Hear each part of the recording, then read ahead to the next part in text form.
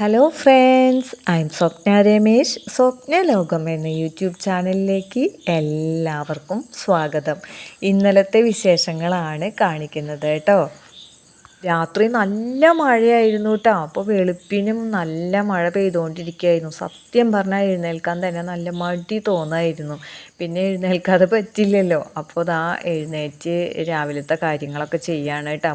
ചോറ് നമ്മൾ തിളച്ചപ്പോൾ റൈസ് കുക്കറിലേക്ക് ഇറക്കി വെച്ചിട്ടുണ്ട് കേട്ടോ. ബ്രേക്ക്ഫാസ്റ്റിന് നമ്മളിത് ആ പുട്ടും പഴമാണ്. അപ്പോൾ പുട്ടാകുമ്പോൾ പെട്ടെന്ന് ഉണ്ടാക്കി കഴിയുമല്ലോ.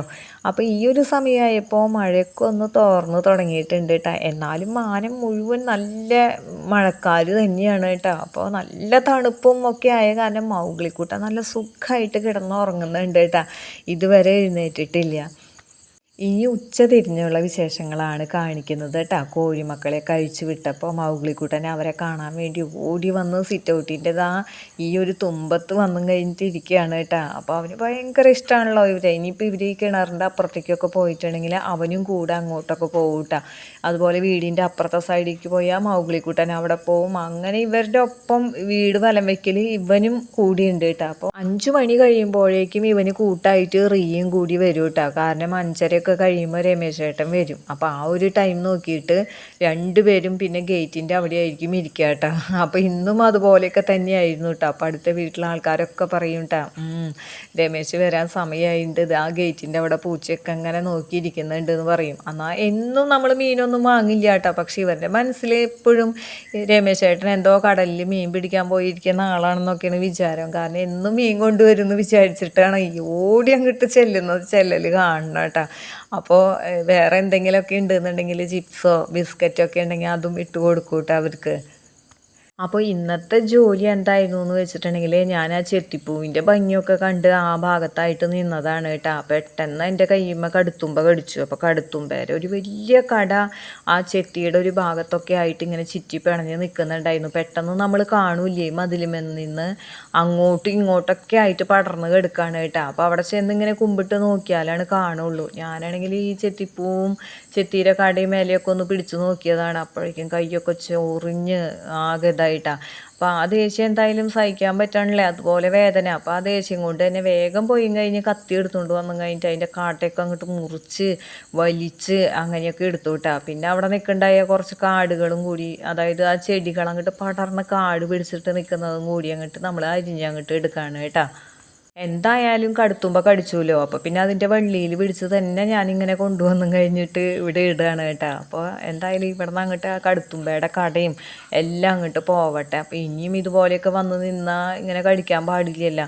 അപ്പോൾ ബാക്കി ചെടികളൊന്നും ഇതുപോലെ ഉപദ്രവമില്ല അല്ലേ. ഇങ്ങനെ ഈ പടർന്ന് വള്ളി പോലെ കിടക്കുന്ന കടുത്തുമ്പയാണ് ഭയങ്കര പാടാണ് കേട്ടോ. നമ്മൾ അറിയാതെ പുല്ലൊക്കെ പറിച്ചുകൊണ്ടിരിക്കുമ്പോഴൊക്കെ ആയിരിക്കും ഈ വിരുദ്ധൻ നമ്മളെ കടിക്കുന്നത്.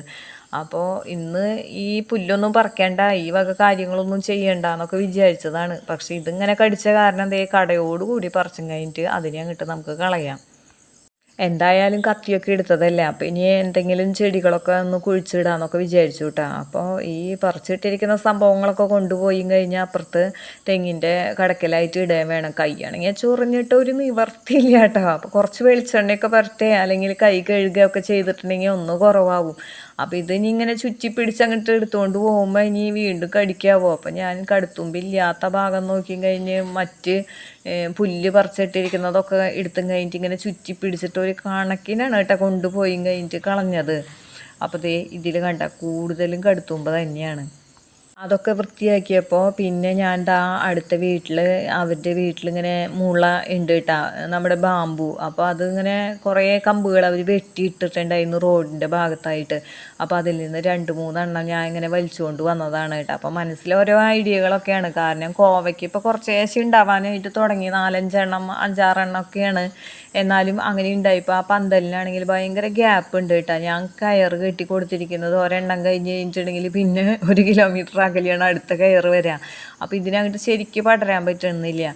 അപ്പോൾ ഞാൻ വിചാരിച്ചു ഈ തണ്ട് ഇങ്ങനെ കൊണ്ടുവന്നു കഴിഞ്ഞിട്ട് ആ ഗ്യാപ്പുകളിൽ അങ്ങോട്ടും ഇങ്ങോട്ടൊക്കെ ഒന്ന് വെച്ച് കൊടുത്തിട്ടുണ്ടെങ്കിൽ നല്ലപോലെ പടരുമല്ലോ എന്നൊക്കെ വിചാരിച്ചിട്ട് ഇങ്ങനെ വെച്ച് നോക്കുകയാണ് കേട്ടോ. അപ്പോൾ ഇങ്ങനെ ഓരോരോ സാധനങ്ങളൊക്കെ കാണുമ്പോൾ അപ്പോൾ മനസ്സിലൊരു ഐഡിയ ആണ് കേട്ടോ. ഇതിങ്ങനെ ചെയ്താലോ, അല്ലെങ്കിൽ ഒരു ഇല്ലി മുള്ളൊക്കെ പോലത്തെ മുള്ളൊക്കെ കിട്ടിയിട്ടുണ്ടെങ്കിൽ വല്ലതും പടരാനായിട്ട് കുത്തി വെക്കായിരുന്നു. അങ്ങനെയൊക്കെ തോന്നും നമുക്ക്. അപ്പോൾ നമ്മൾ പുറത്ത് പോയിട്ട് തിരിച്ച് വരുമ്പോൾ ഇങ്ങനെ വെട്ടിയിട്ടേക്കുന്നതൊക്കെ കാണുമ്പോൾ നമുക്ക് ആവശ്യമുണ്ടെങ്കിൽ നമ്മൾ എടുത്തുകൊണ്ട് വരും കേട്ടോ. അങ്ങനെ ഇതിങ്ങനെ ഓരോ സൈഡിൽ വെച്ച് നോക്കി എന്ത് ചെയ്താലും ഒരു തൃപ്തി ആവണില്ല കേട്ടോ. ശരിക്കും അങ്ങോട്ട് ഇരിക്കുന്നില്ല. കയറിന് ഇപ്പോഴും ഭയങ്കര ഗ്യാപ്പ് തന്നെയാണ് കേട്ടോ. അപ്പോൾ ആദ്യം ഇവിടെ ഞാൻ കോവയ്ക്ക പന്തൽ ഈ ഭാഗത്തല്ല വേറെ വശത്ത് ഉണ്ടായിരുന്നു. അപ്പോൾ ഇഷ്ടം പോലെ കോവയ്ക്ക പിടിച്ചിരുന്നു. ആ കയറൊക്കെ ശരിക്കും വലിച്ചു കെട്ടി നല്ല സ്ട്രോങ് ആക്കി വെച്ചിരിക്കുകയായിരുന്നു കേട്ടോ. പക്ഷേ ഇവിടെ എന്ന് പറഞ്ഞിട്ടുണ്ടെങ്കിൽ ഏതാണ്ട് ഊഞ്ഞാൽ പോലെയാണ്, തളർന്ന് കിടക്കുക, ആടുക, അങ്ങനെയൊക്കെ ആയിട്ട് ഈ കോവയ്ക്കയ്ക്ക് പടരാൻ തന്നെ ഒരു ധൈര്യം ഉണ്ടാവില്ല. അപ്പോൾ നല്ല സ്ട്രോങ് ആയിട്ട് വലിച്ചു വെച്ചാലാണ് അത് നല്ല രീതിയിൽ പടരുള്ളൂ. അങ്ങനെ അപ്പുറത്തും ഇപ്പുറത്തൊക്കെ വെച്ച് ഒന്ന് വലിച്ചു കയറ്റിയൊക്കെ കഴിഞ്ഞ് കഴിഞ്ഞപ്പോൾ എനിക്കിപ്പോഴും അതൊരു തൃപ്തിയായിട്ട് തോന്നിയില്ല കേട്ടോ. അപ്പോഴാണ് പെട്ടെന്നൊരു ഓർമ്മ വന്നത്, ഞാനൊരു കഷ്ണം നെറ്റ് എടുത്തും കഴിഞ്ഞിട്ട് ഒരു സ്ഥലത്ത് എടുത്ത് വെച്ചിട്ടുണ്ടായിരുന്നു. അപ്പോൾ ആ നെറ്റ് കൊണ്ടുവന്നും കഴിഞ്ഞ് ഇതിൻ്റെ മുകളിൽ അങ്ങോട്ട് ഇട്ടും കഴിഞ്ഞിട്ട് വലിച്ചു കെട്ടിയെങ്കിലോ എന്നുള്ളൊരു തോന്നൽ കേട്ടോ. അപ്പോൾ പിന്നെ ഒട്ടാൻ മാന്തിച്ചില്ല കേട്ടോ, വേഗം തന്നെ അതെടുക്കാമെന്ന് വിചാരിച്ചു. അപ്പോഴേക്കും ഇതാ കോഴിമക്കൾ നമ്മൾ പയർ പാവിയിട്ടുണ്ടായിരുന്നില്ല അവിടെ കയറി കളിക്കണേ. അപ്പോൾ വേഗം അവരെ ഓടിച്ചതാണ് കേട്ടോ. അതിന് ശേഷം നമ്മൾ ലാഡർ എടുത്തുകൊണ്ട് വന്നും കഴിഞ്ഞിട്ട് മുറ്റത്ത് വെച്ചിട്ട്, ഇതിങ്ങനെ മുറ്റത്ത് ഞാൻ വെക്കാറില്ല കേട്ടോ ലാഡർ, മണ്ണൊക്കെ ആവുമല്ലോ എന്ന് വിചാരിച്ച്. പക്ഷേ ഇതിപ്പോൾ ഈ നെറ്റ് വെക്കാനായിട്ട് എന്തായാലും പൊക്കത്തിൽ കയറണമല്ലോ, അപ്പോൾ അതുകൊണ്ട് ചെയ്തതാണ് കേട്ടോ. ഈ ലാഡർ വളരെ യൂസ്ഫുള്ളായിട്ടുള്ളൊരു സംഭവമാണ്. നമ്മുടെ വീട്ടിൽ കബോർഡുകൾ അതുപോലെ ബെർത്തുകളൊക്കെ ഉണ്ടാവുമല്ലോ ഏറ്റവും മുകളിലൊക്കെ ആയിട്ട്. അപ്പോൾ അതിലൊക്കെയൊക്കെ എത്താനും സാധനങ്ങൾ വെക്കാനും എടുക്കാനും ഒന്നും നമുക്ക് ഒരാളുടെ സഹായമില്ലാതെ ഈ ലാഡറുമേ ധൈര്യമായിട്ട് കയറി നിൽക്കാം കേട്ടോ. അങ്ങനെ വീഴേ അനങ്ങേ ഒന്നും ചെയ്യില്ല. അങ്ങനെ ലാഡറിൻ്റെ മുകളിലൊക്കെ കയറി നെറ്റൊക്കെ ദാ ഇങ്ങനെ ഇട്ടും കഴിഞ്ഞ് പറ്റുന്ന പോലെയൊക്കെ അങ്ങോട്ട് അറ്റം വരെ എത്തിച്ചും കഴിഞ്ഞിട്ട് വലിച്ചു കെട്ടാമെന്നൊക്കെയാണ് വിചാരിച്ചിരിക്കുന്നത് കേട്ടോ. അപ്പോൾ ഇതാദ്യം തന്നെ നല്ല രീതിക്കൊക്കെ നിൽക്കും, പിന്നെ 2-3 മഴയൊക്കെ കിട്ടുമ്പോൾ ഇനി വീണ്ടും തളർന്ന് ഇതാവുമെന്നൊന്നും അറിയില്ല കേട്ടോ. അപ്പോൾ ഇങ്ങനെ പന്തലിടാതെയും കോവയ്ക്ക വളർത്താമെന്നൊക്കെ പറയുന്നത് കേട്ടിട്ടുണ്ട് കേട്ടോ. അപ്പോൾ നമുക്കാണെങ്കിൽ ഇങ്ങനെ അധികം സ്ഥലമില്ലല്ലോ, മണ്ണിൽ തന്നെ നിലത്ത് കിടക്കണ രീതിയിൽ പടർത്താനായിട്ട് കുറച്ച് സ്ഥലം വേണ്ടേ. പിന്നെ നമ്മുടെ കോഴിമക്കൾക്കാണെങ്കിലും ഏത് സ്ഥലമാണ് ഉള്ളതെന്ന് വെച്ചാൽ അവിടെയൊക്കെ അവർ കൊത്തിച്ചകഞ്ഞ് നടക്കാണല്ലോ. അപ്പോൾ അവിടെ മുഴുവൻ നമ്മളിങ്ങനെ ഓരോന്ന് വെച്ച് കഴിഞ്ഞിട്ടുണ്ടെങ്കിൽ അതും ശരിയാവില്ല. ഇവർക്ക് എല്ലാ ഭാഗത്തു കൂടി നടക്കാനുള്ളൊരു വഴി ഇടണമല്ലോ. ഇപ്പോൾ നമ്മുടെ വീട്ടിൽ ചേമ്പ് വെച്ചിരിക്കുന്നത് എന്നെ ഇങ്ങനെ പൊട്ടിമുളച്ച് അവർ നടന്നു പോകുന്ന വഴിയിലൊക്കെ ആയപ്പോൾ ഞാൻ ആ വഴി അവർക്ക് വേണ്ടിയിട്ട് ആ ഭാഗത്തെ ചേമ്പുകളൊക്കെ പറിച്ച് മാറ്റുകയാണ് ചെയ്തത് കേട്ടോ. അപ്പോൾ അതുപോലെ നമുക്ക് ഇതൊക്കെ നിലത്ത് പടർത്തിയിട്ടുണ്ടെങ്കിൽ അവർക്ക് നടക്കാൻ സ്ഥലം കുറയില്ലോ എന്നുള്ളൊരു വിഷമമാണ് കേട്ടോ. അങ്ങനെ നെറ്റൊക്കെ ഇതുപോലെ ഇങ്ങനെ വലിച്ചു കൊണ്ടുവന്നും കഴിഞ്ഞിട്ട് ഒരു തല കൊണ്ടുപോയിട്ട് ആ കിണറിൻ്റെ ആ സൈഡിൽ ടൈറ്റ് ആക്കിയിട്ടുണ്ട്. അതുപോലെ ഓരോരോ സ്ഥലത്താക്കിയിട്ട് ഇപ്പോൾ വലിയ കുഴപ്പമില്ല കേട്ടോ. നേരത്തെ ചെയ്ത പോലെയല്ല, ഇത് കുറച്ച് ഭംഗിയായിട്ട് നിൽക്കുന്നുണ്ട്. ഇത് മതിയാവുമായിരിക്കും ഇവർക്ക് പടരാമെന്നാണ് തോന്നുന്നത്. ഇത് കണ്ടിട്ട് കോവയ്ക്ക മക്കൾ പേടിച്ചും കഴിഞ്ഞിട്ട് ഉണ്ടാവാതിരിക്കുമെന്നൊന്നും അറിയില്ല. എന്തെന്നാണാവോ ഞങ്ങളെ വല വെച്ചും കഴിഞ്ഞിട്ട് പിടിക്കാൻ പോകണമെന്നൊക്കെ വിചാരിച്ച് പേടിച്ച് പോകുമെന്നൊന്നും അറിയില്ല കേട്ടോ. എനിക്ക് എല്ലാ പച്ചക്കറി ചെടികളും വീട്ടിൽ തന്നെ വളർത്തണമെന്ന് ഭയങ്കര ആഗ്രഹമാണ് കേട്ടോ. പക്ഷെ ചിലതൊന്നും നമുക്ക് പറ്റില്ല, ചിലതൊന്നും ആഗ്രഹമുള്ള പച്ചക്കറി തൈകൾ നമുക്ക് കിട്ടിയിട്ടുമില്ല കേട്ടോ. എന്നാലും നമുക്ക് പറ്റാവുന്ന കാര്യങ്ങളൊക്കെ ചെയ്യാമല്ലോ. അപ്പോൾ ഒരു കൊറോണ ടൈമൊക്കെ ഉണ്ടായിരുന്ന ആ സമയത്തുണ്ടല്ലോ, ഞങ്ങൾ ഒരുപാട് പച്ചക്കറികൾ ഇവിടെ വെച്ചിരുന്നു കേട്ടോ. അതിൻ്റെ ഒരു അംശം പോലും ഇപ്പം ഇല്ല കേട്ടോ. അപ്പോൾ ഇതാ റിയ വന്ന് ടൈലിങ്ങനെ കിടക്കുകയാണ് കേട്ടോ. അപ്പോൾ ഇവിടെ നിന്ന് നോക്കുമ്പോൾ ആ പന്തൽ ഇപ്പം അത്ര താഴ്ചയിൽ കിടക്കണില്ല, ഇത്തിരി ഒന്ന് പൊന്തിയൊക്കെ നിൽക്കുന്നുണ്ട് കേട്ടോ. അപ്പോൾ അതുകൊണ്ട് തന്നെ ഒരു സംതൃപ്തിയൊക്കെ തോന്നുകയാണ് കേട്ടോ. ഇനിയപ്പോൾ ആ പന്തൽ കെട്ടലൊക്കെ കഴിഞ്ഞു, ഇനി നമ്മൾ വേറൊരു പണി ചെയ്തിട്ടുണ്ട് കേട്ടോ.